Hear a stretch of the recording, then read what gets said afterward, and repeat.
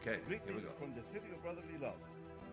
I am Fernando Mendez, host of the Round Table. We invite you to listen to our discussion of the themes of the day when we bring you regional, national, and international news.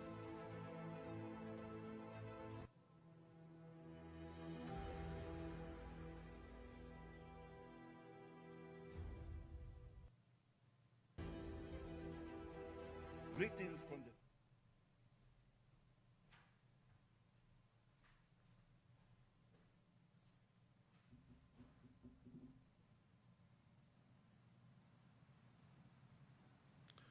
Señores oyentes de USALA Radio, estamos aquí de nuevo con su programa La Mesa Redonda, The Round Table, from the city of brotherly love and sisterly affection. Since we have a special guest today, les habla Fernando Mendez. Estamos aquí en compañía de Rebecca Rhynhart. She's the city controller of the city of Philadelphia, and Danny Ramos and Pastor Phil control the board. So, good morning. Good morning. How are you today? Yeah, I'm I'm happy good. to have you. Finally, as I said before the program opened, finally after so many tries and nothing on your end. Okay, good. Olo is here. Um, Good. Once we decided, I mean, you have a very able assistant who actually made it very easy and understandable. So Wonderful. Wonderful. I'm glad to be here and looking forward to the conversation. yeah, well, I want to start with one thing I read that you Okay. said. Um, this is not a hardball at all. Apparently, you believe that nobody can beat you at ping pong. I'm sure someone can. I do get very competitive at ping pong, and I love ping pong. But I haven't played in a while. Do you play? Yeah, I do play, and Okay. I used to think also that I was unbeatable, and then one of my engineers here surprised me because he kicked my ass before that. So Oh, do you have a ping pong table there? no, do you? Okay. No, no. We No. have to find a place to play then. Well, there's a spin downtown, Okay. some 15th and Walnut, I believe. Okay. A free ad for a spin. Um, but yeah, look forward to that. Among other things, that would be great. Um, so, a little bit of bio. I'm sure that maybe some people in our audience are not acquainted with who you are. So you are the city controller, and you came 2 years into the Kenya administration. I was elected, right. I was elected in 2017 and took office in 2018. So 18. you're absolutely Right, right. right. That's 2 years after Kenny took office. Okay, so apparently, from what I read, you and Larry Krasner were all of a sudden an injection of what should we call it? Progressivism for the city. Uh, Is that how you see yourself, as a progressive? I mean, I see myself as a change agent, Okay. and I think, yeah, if you think progressive means moving forward and progress, I view myself as a disruptor in a positive way, or maybe a pragmatic but bold leader. That's what I try to sort of embrace. I think that there's common sense solutions to a lot of the issues facing the city, that we need courage as leaders, and often leaders don't show that courage. So those are some of the things, and I'm sure we'll talk more. But I ran for office back in 2017, never running for office before, because I felt that Philadelphia politics needed a change. And decided, you know what, I'm going to do this. I'm going to take my private sector background, my public sector background, working for the city government, and I'm going to run for office to make government work for people. And that's what I work to do, to make it work for people, not those that are connected. Excellent. So your private sector background specifically?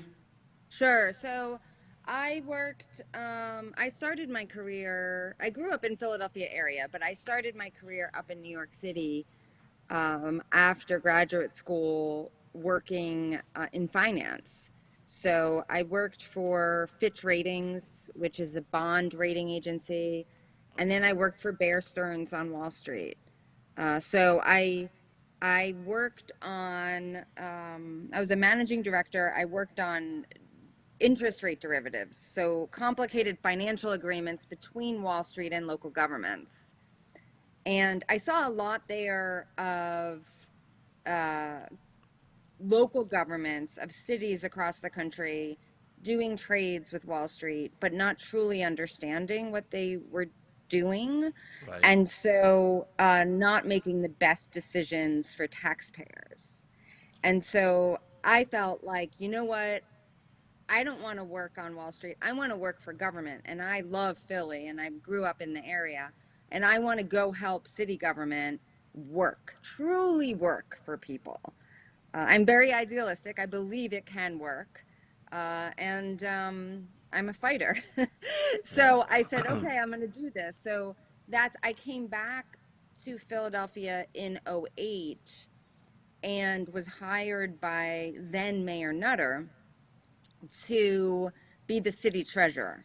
Okay. So I was the appointed city treasurer and then the appointed budget director, and then stayed on for 1 year in Mayor Kenny's cabinet before deciding that if I was going to make the change that I wanted to make, that I had to run for office to try to do that. So that's what led me to run for office. I never thought years before that I would run for office. Wow. Did you have the support of the Democratic Party in this city? No, no, I did not. I ran in challenging a long-term incumbent. Right.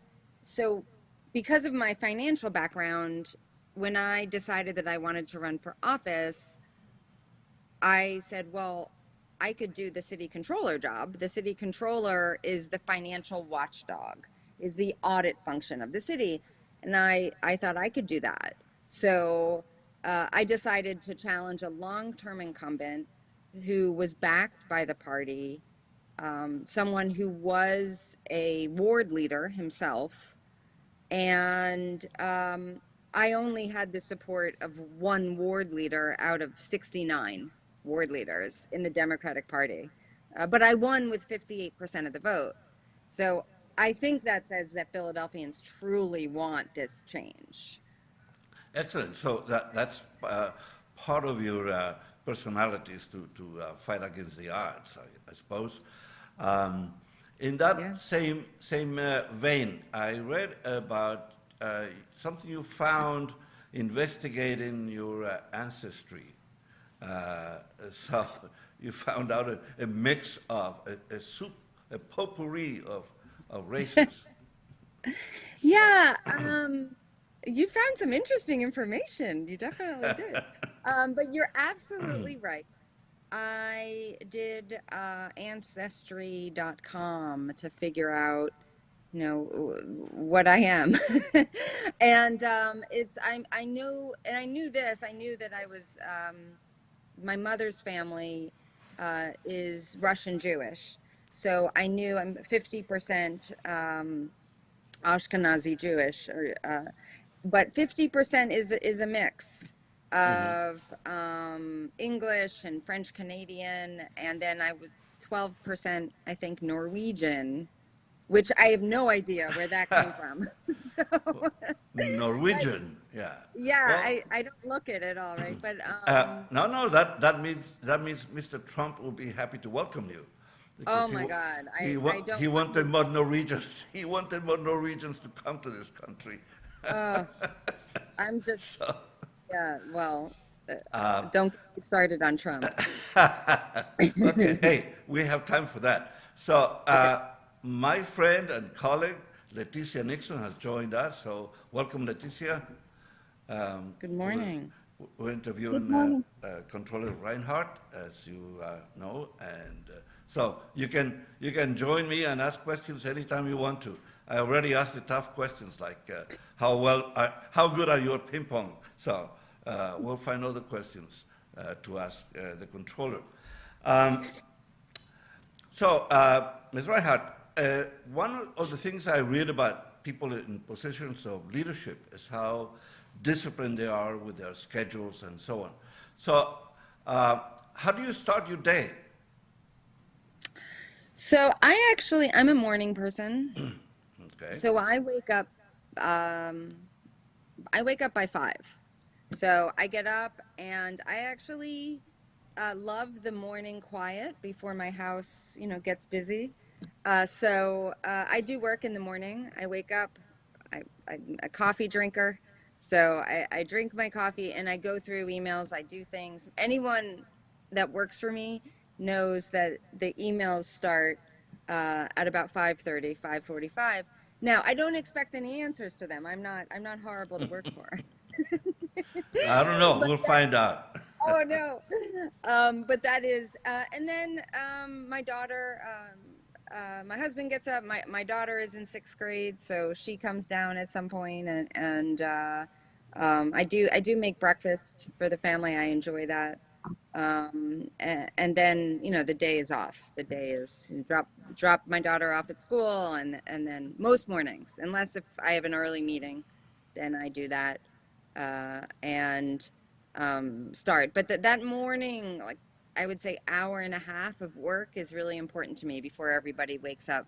It centers me in everything that's going to happen that day. Yeah, well, excellent. Yeah, I'm a coffee drinker myself. I'm from Colombia. I probably began to drink coffee when I was probably like 6 months old. So, um, it's one of the parts of the culture that Yeah. is memorable. Um, so once you get going with your schedule, day fills up, and as we were talking before, in your somewhat difficult election because you didn't have the support of the party, did you find any other support? I mean, since you didn't have the party as such, you mentioned somebody helping you, but in this city, the black clergy is very important, Yes. and the black population in general is very important. So, how Absolutely. yeah, how is that going? So when I first ran for city controller, I was really blessed and so grateful to get the support of the Black clergy in my election, which was a really, really big deal, because of the importance of the Black clergy, and also because that they were supporting me despite me being a challenger. And most people did not think I was going to win. They did not. Right. Uh, so I got the support of the Black clergy. I got I had the support of the Laborers Union, which is the largest African American population union in our city. And I then got the endorsement of Governor Rendell, and then got the newspapers. I got the Inquirer and the Daily News endorsements, and really just started to build up this momentum. And then I went everywhere. I mean, I still do. I love going out into different communities in our city and talking to people and hearing from people what what people want from the government, Right. and how do we accomplish that, because the purpose of government is to serve the people. That's the purpose, and we see it so much in history in Philadelphia and across the country and world, that government doesn't serve the people, and what happens in those situations. And so to me, it's really important to have a lot of contact with people, and I think that through my run for city controller, that was felt, and that really just started something. And I also had about 70 house parties in 3 months to raise money. So, you know, at 2, 3 a night, you know, that type of thing. You know, I was very supportive and continue, you know, in office, working with the Black clergy and neighborhood groups and community activists, and really trying to use my office to push for equity in service delivery and to really help tackle the issues of our city. So let's see if Leticia has a question, because she's someone who's been around investigating many issues in the different neighborhoods, schools, business, and so on. So Leticia, do you have any questions here? Yes, in fact, I don't know if everybody knows what is a city controller. Great What question. does that person do? I don't know if you asked that before, but I was just reading, and it's very important. I would like to know because also you audit the school district of Philadelphia. You have to Mhm. do with the PGW. You have to do with the bonds, the boards, and pensions. So I think our audience would be interested about the school district and Sure. how is their work doing, because as you know, sometimes we're misinformed. We don't know if those funds were to fight the asbestos or to have better quality of water for the children. And the buildings, most of them are old buildings. So as a city controller, what is your role in making sure the the money is well used in the school district? Those are great questions. So, first, Letitia, the city controller, you're absolutely right. Most people, and understandably so, most people don't know what the city controller does. So, the city controller is the independently elected financial watchdog over all the departments reporting to the mayor, as well as the district attorney and other offices. And my office is the financial auditor of the school district. We don't have the authority to do performance auditing of the school district. I tried that early on and learned that pretty clearly. That falls to the state auditor general. But with that said, um, you raise a lot of good points around the school district. And so what my office does, we do the financial audit of the city. We do an audit every year of every city department. And one of the first audits that my office did in 2018 was the audit of internal controls, which sounds boring and dry, but it's so important because internal controls are the safeguards that guard against fraud. And we that was the audit that identified the 33 million in missing or unaccounted for money. There was a big, you know, the mayor got upset at me for that, said it was not missing, it was unaccounted for. You know, there was a back and forth around that, but as my 11-year-old daughter said, you know, well, if they don't know where it is, isn't that the same thing? Which sort of true. But um, with all seriousness, know that with in all seriousness, that's, I mean, for anyone that's ever worked a cash register, which I did back in high school, you know how important it is to be balanced. And if you're off a few dollars, you have to recount, right? And so to think about being off 33 million and not knowing where that is, that's a really big deal. So I've made a very big push on the city needing to improve those internal controls, especially with the history of certain elected officials having issues with corruption and that. So that's one of the things that my office has done and really pushed on. And then also we've done special audits on issues ranging from looking at the city's payouts for sexual harassment claims to reviewing the problems with the city's new payroll system, which was overpaying people, underpaying, paying people that left the city already, which, I mean, these things are unacceptable, but I feel that we need to call them out and say it out loud in order to fix it.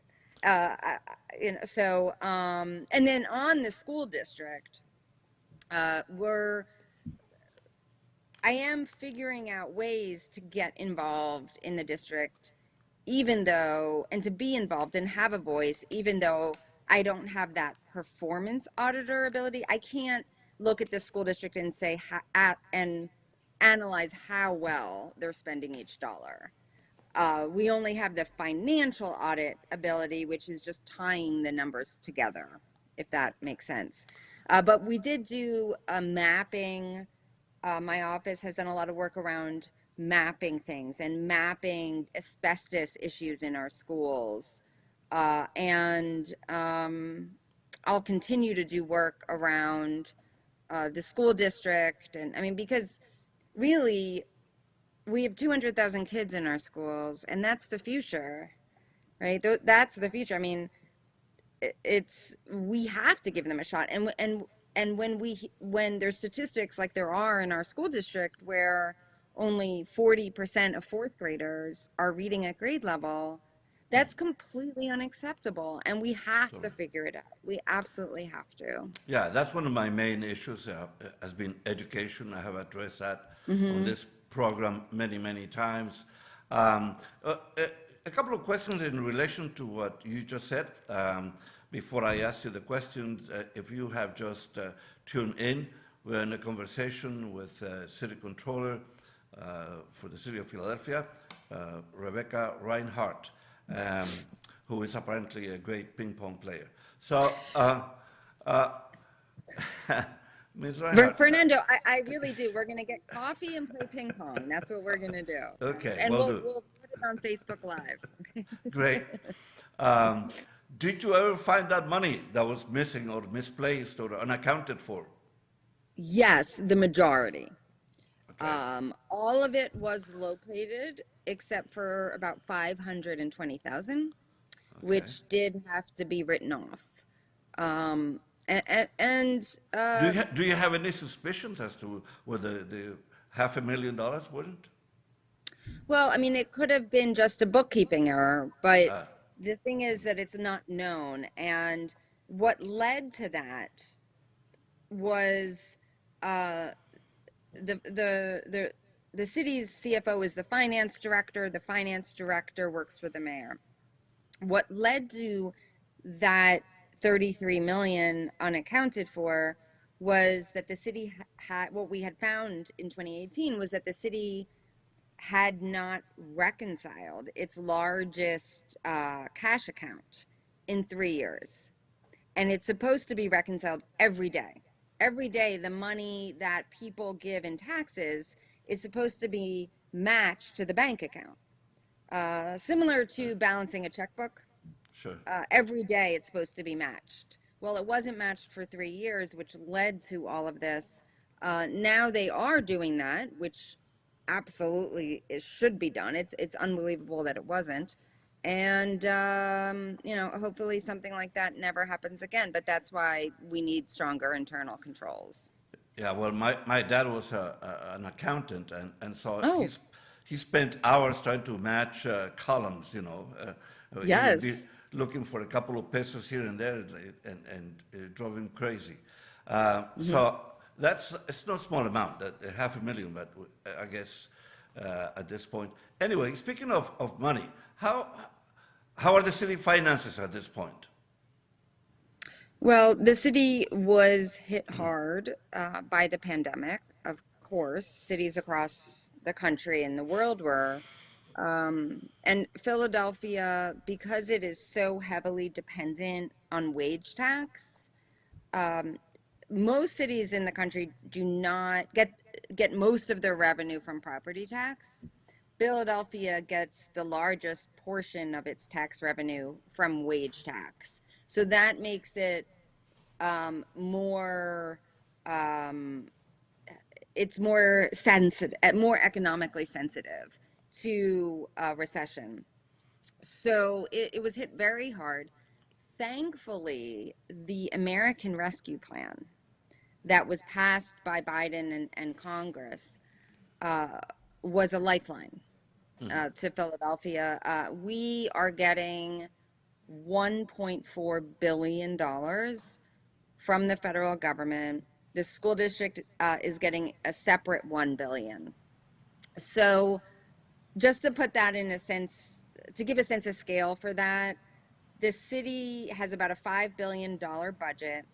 And before the American Rescue Plan money was announced, Mayor Kenny said there was about a $450 million deficit.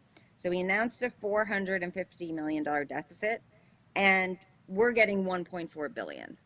So this is a huge once in a generation opportunity that really not just could make up for lost tax revenue, but could be used for strategic investment in key areas, which is what I've put forth. My office put a report out on the American Rescue Plan saying this is what the money should be used for. We can start to tackle poverty, along with gun violence is so horrible right now in our city, and economic development, and help people making strategic investment in programs.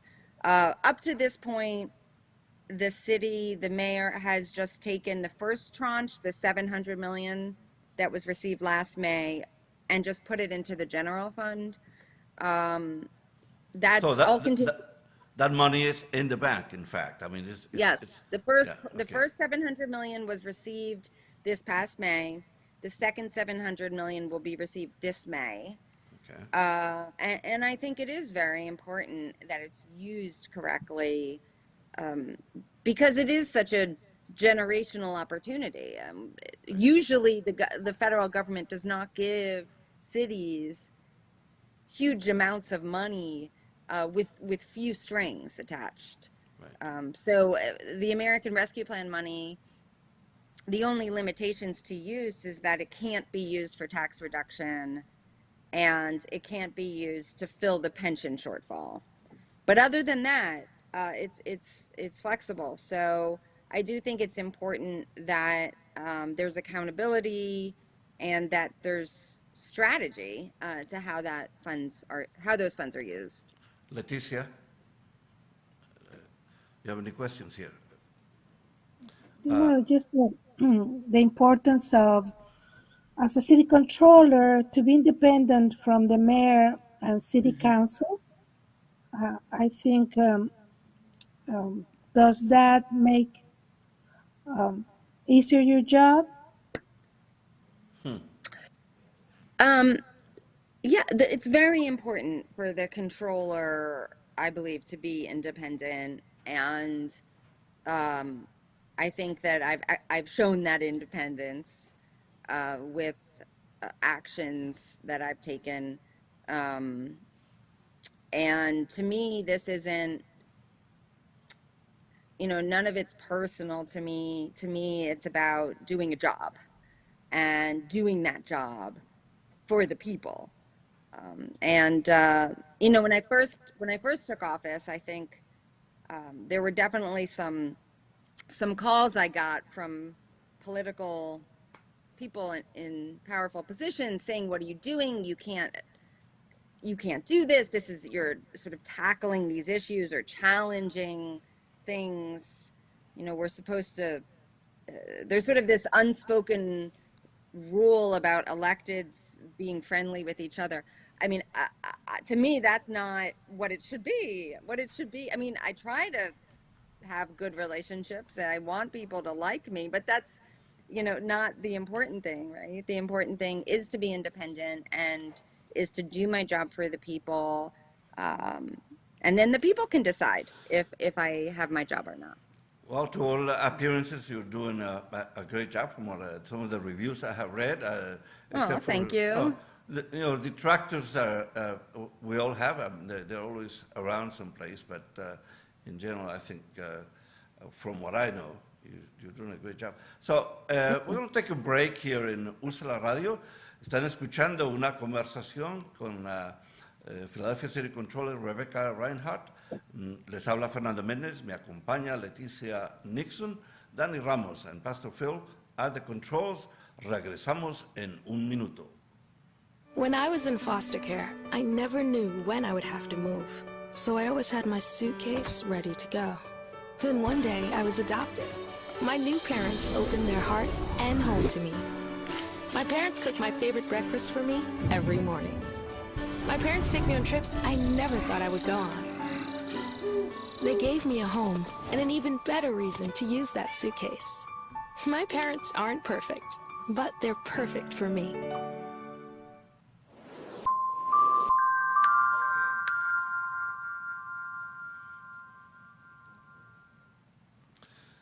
Amigos oyentes de USALA Radio, estamos aquí de nuevo con su programa La Mesa Redonda, The Round Table, desde el corazón de la ciudad del amor fraternal, from the city of brotherly love and sisterly affection, because I have two ladies on my show today. Cannot neglect that. Danny Ramos and Pastor Phil at the controls. Les habla Fernando Mendez.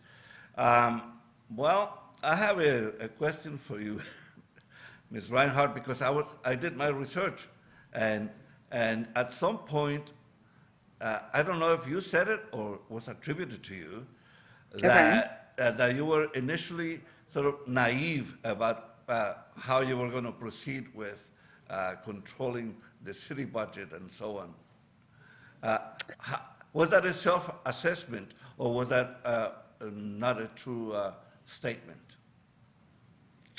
I think what you might be referring to is that I was surprised upon taking office, the level of pushback I got on things that just made sense to me, right? Common sense things. But I was breaking up sort of this entrenchment, right? And so I to outsiders, or people that are reporting on it, or people that also have been involved in politics for a long time, they would say, well, of course you're going to get that. You know, to me,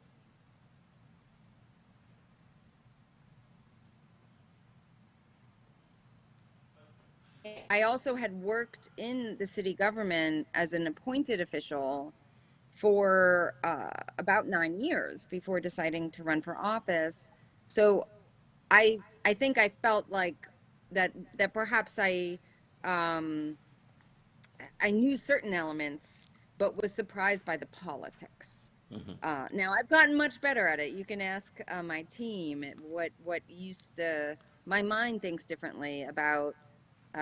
It's like a chess game, right? So my mind thinks differently about how people will react, how people that are powerful in the political system in Philadelphia will react, and then how do I maneuver that?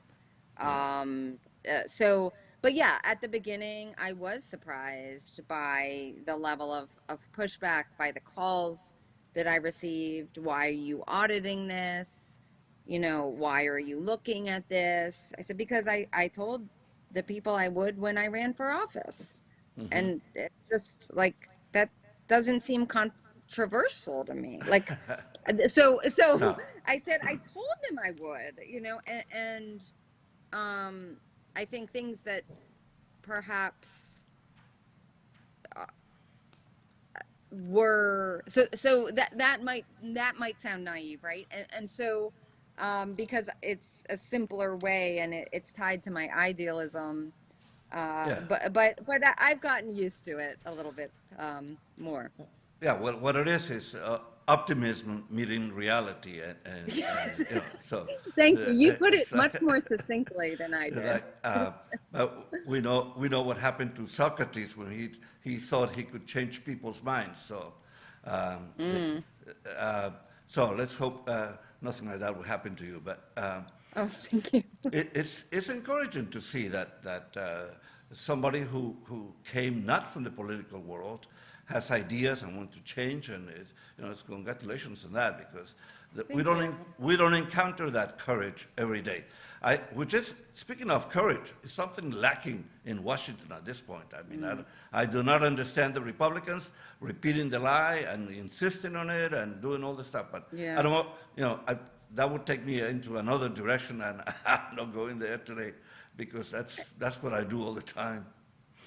No, no. I mean, I do think that courage is rare, and whether Democrat, Republican, quite frankly, I think that in Washington right now, it's scary what's happening with that the repeating of the lie around January 6th and the insurrection. So I do.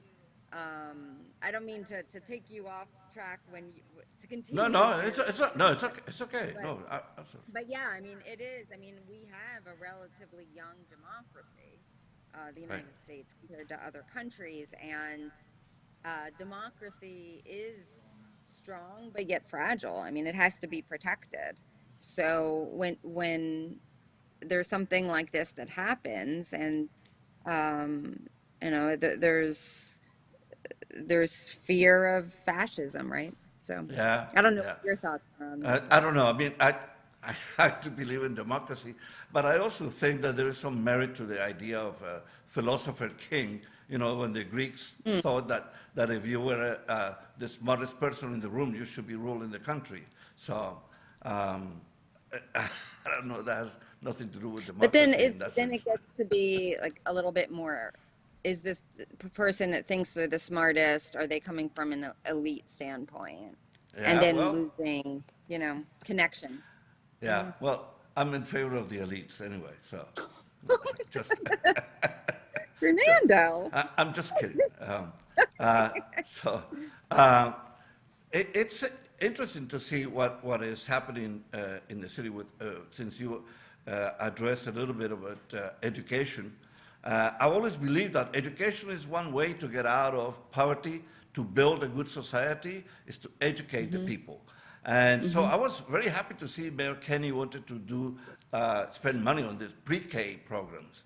So is that ongoing? What are we doing? Are we investing more in that kind of effort? So the pre-K, and I supported the soda tax because I support the programs that it's supposed to fund, pre-K and community schools, and improvements to our rec centers, the program Right. called Rebuild. My office has found that only about 50% of that soda tax money has gone to those three things so far. So I have been outspoken saying that that money should be moved to a different account, to an escrow account, so that the people can clearly see what it's being used on. The mayor has not wanted to do that. But I'm with you and agree that pre-K is important, education is important, and it is a way out of poverty and to build a better society, which is why the issues with the school district are so troubling, Yes. because there's and some of the conditions, I mean, Leticia, to your point earlier, some of the conditions of the schools are horrible. I mean, I visited several schools in the last year where there's chunks of plaster falling off the ceiling, and teachers have told me that the kids brush the flakes of paint off their books and then, continue to do work, and that's not okay. And so how do we figure out how to change that? Because it should never just get a shrug of, oh yeah, what are we going to do? I don't think that's okay. I mean, my daughter is in 6th grade in a public school in Philadelphia school system. It's a very good public school. Um, but every school should be that way in our school system. Exactly. So yeah, Yeah. Are you in favor of charter schools? I think that every parent that lives in Philadelphia should have the ability to send their kid to a good school.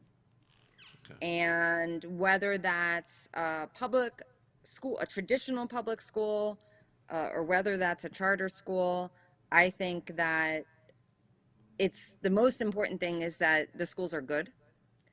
So I think a mix of schools is healthy. I don't think, that there are some badly performing charters, which I think, should be closed. But the good charters are good. If you're a family that lives in a catchment area that goes to, that is funneled into a neighborhood school that is not a good school and not good academically, not safe, the district cannot. I don't think it's fair to the families to say, "Oh, your kids have to go to this bad school because we're not going to support charters." So I think it's important to give parents the ability to send their kids to a good school. Well, thank you. In relation to that topic, there is great insecurity in the city. There's a high crime rate, a lot of killings in the city. And obviously, we spoke already about the state of many of these buildings, the school buildings that are decrepit. But how much of this is influencing your desire to form a commission to oversee the police budget regarding security and all that stuff? So you're absolutely right. I mean, on the importance of addressing the crime. I mean, last year the homicide rate was the highest it's ever been in Philadelphia's history, and this city has kept track of the homicide rate since 1961. So what I've been doing, my office has been doing work around gun violence since 2019, looking at what has worked in other cities. And you might ask, well, as the city controller, how does that fit with your purview? In addition to the financial work of my office, I've also taken on issues that impact people, because I think there is a connection between tax dollars and operations of the city and what people expect from their government, which is safety and good education and clean streets and lighting on the streets, basic services. So my office has done a lot of work around the issue of gun violence. And we just announced that we're doing an audit of the police department. The police department is the largest general fund spend from the city. And what that means is the largest operational spend that the city makes is the $725 million a year that the city spends on policing. So what I want to do with this audit is to look at operational deployment, resource deployment, to truly say, how is that money spent by neighborhood, by special units, and how does that compare to other cities and best practices? Right. How do we reimagine policing so that everyone feels safe? And so alongside with this audit, what my office is creating is a community council. And we are taking applications until Wednesday, February 16th at my office's website, controller.phila.gov. And what I want to do, and why this is so important, is to get people's voices into the audit process. So what we want is residents, activists, local small business owners from all of the neighborhoods of our city to be on this community council to answer the questions of, what do you want from police? What do you want policing to look like? How does policing, how do we change policing so that people feel safe? Because I do think that we can have safety and justice at the same time. We have to get the racism out of all of our institutions, including policing. But that doesn't mean we don't need police. So I think that all of that, we need an answer to all of that. And for the last few years, because there's been such a strong debate about what to do with policing in our country, in Philadelphia, there has been money added to police's budget, to police spending, but the mayor's put it in other budgets so that it doesn't look like police are getting more money, but they are. And I think we need to just be upfront, and we need to be open about the conversation about what does policing look like, how much money is needed to do that, and how do we make changes I have a so couple that of everyone. issues. I have a couple of issues about the Okay. spending of the police. But I don't know, this sounds like made to order for Leticia. I'm going to volunteer Leticia for this group. Anyway, Okay. Wonderful. Leticia, do you agree? probably talk not. later. Probably not. I do. I do. Oh, I okay, do, great.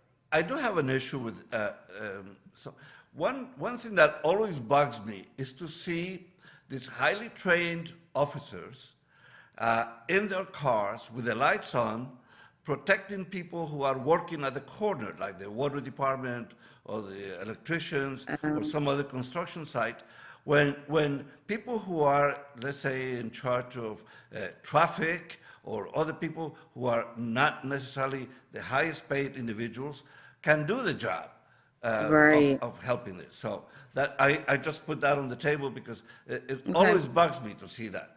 And I don't know if that's going to change and all that, but it's I one of don't the know, but issues. that is a question around deployment, right? Right. And do we need, and staffing. So I think that would be part of what we look at. So Yeah. I've made a note of Yeah. it. Okay, great. So that's my small contribution, my grain of sand. Oh, Fernando. Yes, I would like to ask you on the same topic. I'm a freelance court interpreter, and I was in court, and many police officers were injured on duty, were Mm, sick, were not available. It's a huge backlog of cases due to the pandemic, and I read in the Inquirer that they might be investigating these police officers who say they are sick and they're not, because they have found out that some of them have a second job. So, what is your take on that? So, Letitia, that is a very important and concerning issue.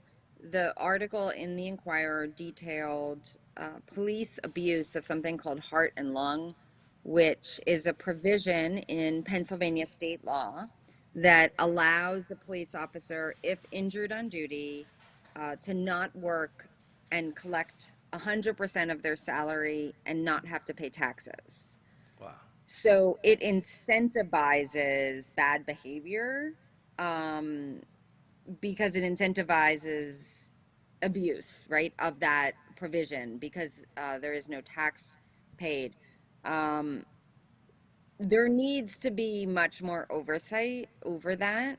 And that is something that my office's audit will be looking at. Um, because what the Inquirer detailed was that over 10% of the police force is on this injured on duty. And that is much higher than other police departments who have 3 or 4% out on injured on duty. And that some officers were found to be playing on a softball league, running a construction business while on injured on duty. I mean, Right. come on, the city has to do better than that. So, and it's not fair to all the good, hardworking officers who are trying their best on the force and not being supported by the other officers. So that is something that we absolutely have to get to the bottom of, to figure out what is going on and to reduce the fraud. Absolutely. So if you just tune in, we are in a conversation with City Controller Rebecca Rhynhart, talking about several issues. Um, so we are getting to the end of this wonderful program. It's been a great chat with you, Yes. Ms. Rhynhart. Many questions that we wanted to address. We probably need more time. But one question for you, because I also read that somebody or people keep asking you about whether or not you're running for mayor. And I wonder if you wanted to announce on my show. So I will say there is a resign to run law in Philadelphia. So as soon as someone announces their intention to run, they have to resign their current job. But look, I love this city.